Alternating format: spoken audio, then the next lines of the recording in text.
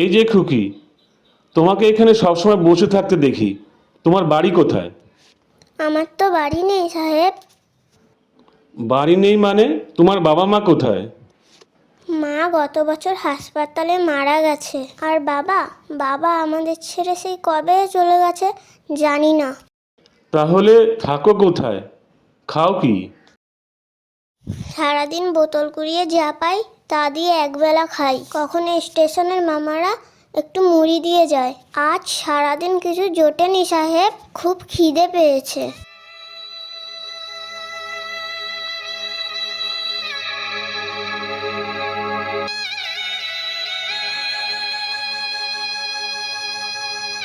নাও এই বিস্কুটটা খাও।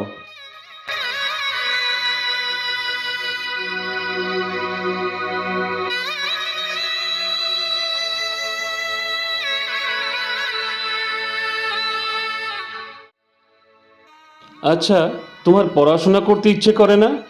তুমি স্কুল যেতে চাও না? স্কুল তো বড় লোকেদের জন্য সাহেব, আমাদের মতো বাচ্চাদের জন্য না। আমি তো শুধু কালকে সূর্যটা দেখার জন্যই বেঁচে আছি। কাল সকালে আমি আবার তোমার কাছে আসব। তোমাকে একটা স্কুলে নিয়ে যাব। সেখানে তোমার অনেক বন্ধু হবে, খাবার পাবে। যাবে তো? সত্যি বলছেন সাহেব? ওখানে আমাকে কেউ বকবে না তো? আমাকে এই গরম মেঝেতে শুয়ে থাকতে হবে না তো? না রে মা, কেউ তোমায় বকবে না। তুমি আবার নতুন করে বাঁচতে শিখবে। আচ্ছা, আপনি কি দেবতা? না না, আমি একজন সাধারণ মানুষ। কেন এমন মনে হলো তোমার? মা বলতো যখন খুব বিপদ হয় তখন ভগবান কাউকে না কাউকে পাঠিয়ে দেয়। আজ আমি ভগবানের কাছে খুব কেঁদেছি যে আজকের যেন পেটে একটুখানি খাবার পড়ে। ঠিক তখনই আপনি দেবতার মতন চলে আসলেন সাহেব। মানুষের বিপদে মানুষের পাশে দাঁড়ানোই তো ধর্মের কাজ। আচ্ছা, তোমার কি কোনো স্বপ্নের কথা মনে পড়ে? মানে, তুমি বড় হয়ে কি হতে চাও?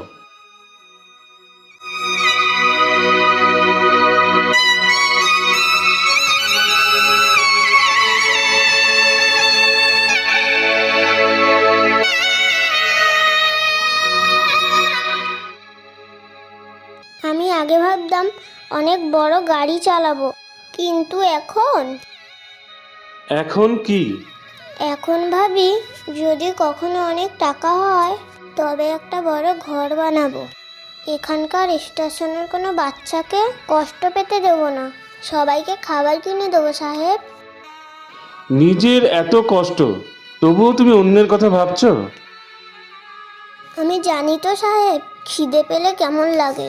এই যে স্টেশনের কুকুরগুলো আছে না, এদের সাথে মাঝে মাঝে ভাগ করে খাই। এরা অন্তত আমাকে দেখে ঘেউ ঘেউ করে না, লেজ নাড়ায় না। মানুষ তো আমাদের দেখে মুখ ফিরিয়ে নেয়।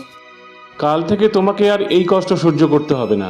আমি কথা দিচ্ছি, কাল সূর্য ওঠার আগেই আমি তোমার কাছে চলে আসব। তুমি এখান থেকে কোথাও যাবে না তো? না সাহেব, আমি এখানেই থাকবো, কিন্তু আপনি সত্যি আসবেন তো? সবাই তো শুধু বলেই যায়, পরে আর কারুর দেখা মেলে না। আমি কথা দিচ্ছি খুকি, আমি কাল আসব। তোমাকে এসে কাল নিয়ে যাব। ঠিক আছে সাহেব।